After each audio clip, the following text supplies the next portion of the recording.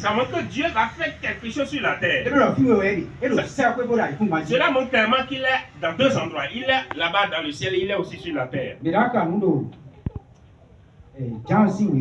Lisons dans le livre de Jean, l'évangile de Jean. Jean 1, verset 14.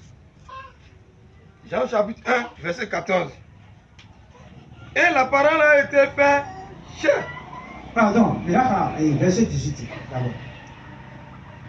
18 ans. Verset 18. Oui.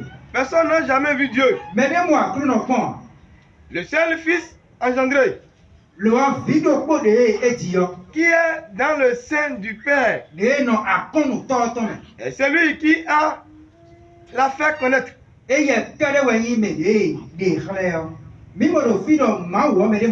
Nous avons vu ici que personne n'a jamais vu Dieu. C'est-à-dire qu'au ciel là-bas, personne n'est allé voir Dieu là-bas. C'est-à-dire que Dieu est esprit. Lisons dans le livre d'Exode. Exode 33, verset 20.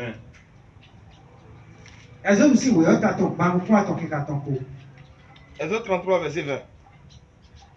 Et il dit, tu ne pourras pas voir ma face. Car l'homme ne peut me voir et vivre. Quand Moïse s'entretenait avec Dieu, il a dit à Dieu qu'il aimerait le voir. Dieu lui a dit, impossible Moïse. Personne, quelqu'un qui me voit, ne peut plus vivre. Ça veut dire que Dieu est esprit. Ou bien il est la parole. Ou bien il est du monde. Ou bien il est de la lumière. Lisons dans Jean chapitre 4. Jean chapitre 4, verset 24. Jean chapitre 4, verset 24. Dieu est un esprit. Et il faut que ceux qui l'adorent en esprit et en vérité.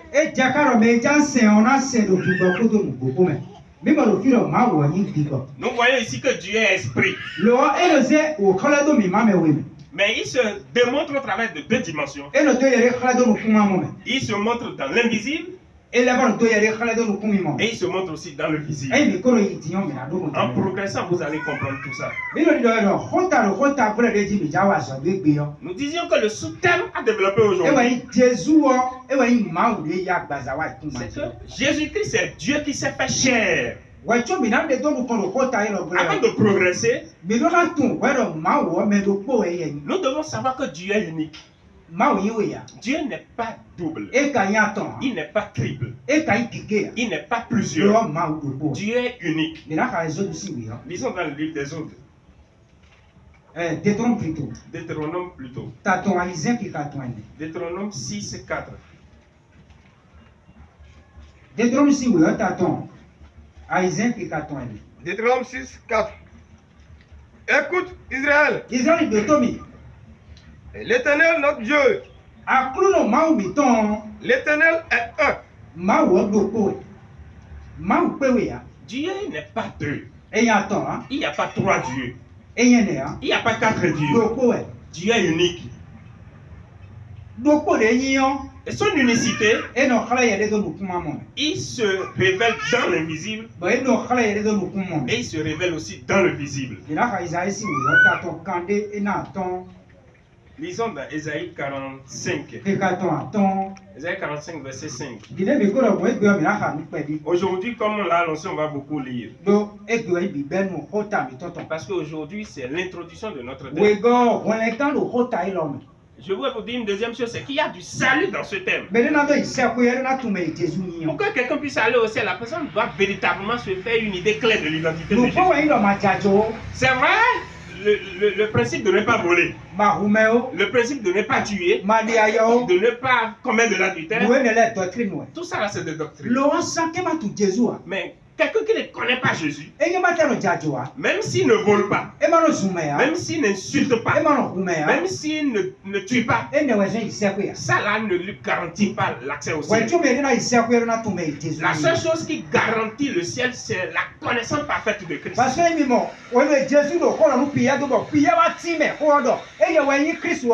Quand Jésus parlait aux disciples de son identité, que Pierre a révélé effectivement ce qu'il est en tant que Christ. Vous allez voir immédiatement, Christ a dit à Pierre qu'il est le roc sur lequel il va bâtir son église.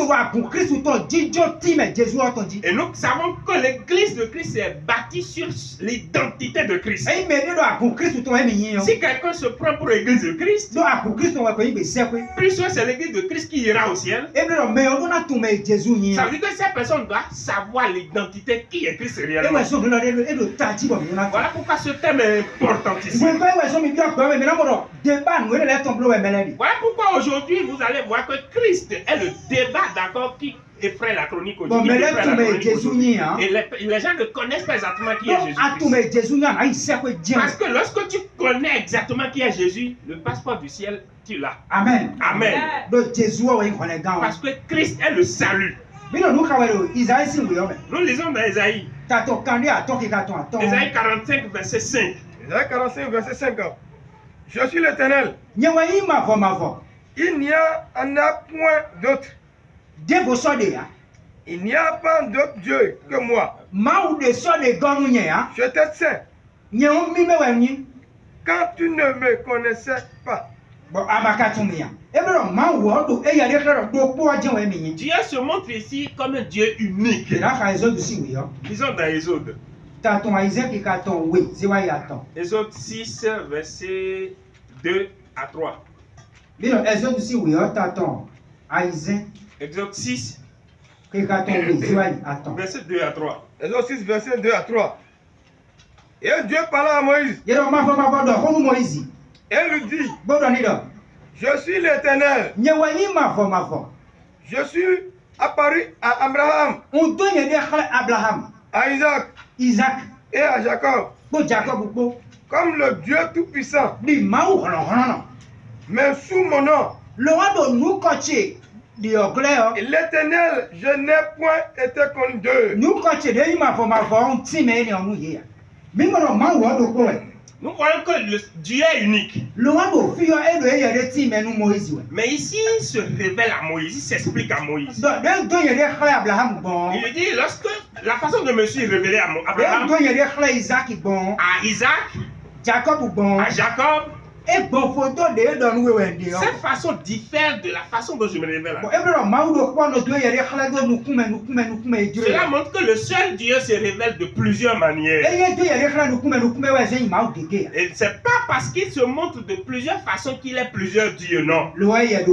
Mais il est unique. Et il se montre comme il veut. Avant de progresser dans cet enseignement, nous allons lire dans le livre des Ecclésiastes. Ecclésiaste chapitre 3, verset 15.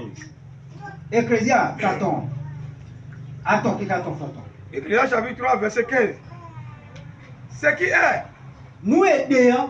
a déjà été. Et ce qui doit être, a déjà été. Et Dieu ramène ce qui est passé.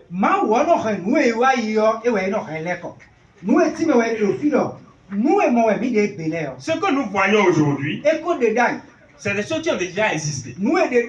Et ce qui est déjà passé, c'est ça qui se reproduit. Ce que nous devons savoir ici, c'est que la façon dont Dieu se révèle, en ce moment où il n'était pas encore Jésus-Christ, Dieu manifesté en chair, c'est ça que nous allons découvrir d'abord. Pour revenir maintenant au moment actuel. Lisons dans Genèse. Genèse 2, 7.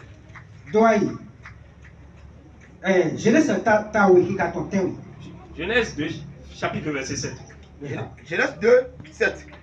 Et l'Éternel Dieu forma l'homme de la poussière de la terre et souffla dans ses narines le souffle de vie. Et l'âme devint une âme vivante.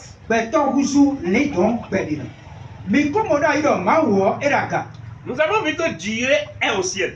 Et que la terre, c'est sa maison. Genèse chapitre 1er, verset 1er. En Genèse 1er, chapitre 1er, verset 1er, la Bible déclare que Dieu a créé d'abord le ciel. Et ensuite la terre. Ça fait la deuxième partie. Mais après avoir créé la terre, Dieu voulait faire manifester quelque chose. C'est ça la raison qui sous-tend la création de la terre. Et parce que quand on dit Dieu est lumière, il est vent et qu'il est là-bas, là-haut, ça c'est l'invisible. Et c'est dans l'invisible qu'il a créé d'accord les anges. C'est dans l'invisible qu'il a créé le ciel. Et tout ce qui existe dans le ciel existait déjà avant les choses visibles qui vont être d'accord créées sur la terre. Si Dieu va créer les choses visibles, ça veut dire que lui-même les yeux doivent pouvoir le voir. Il doit revenir d'accord dans la dimension de la terre, de ses marchepieds. Ça veut dire qu'il doit venir sur la terre. Genèse chapitre 2 Et Genèse chapitre 2 que nous avons lu montre clairement que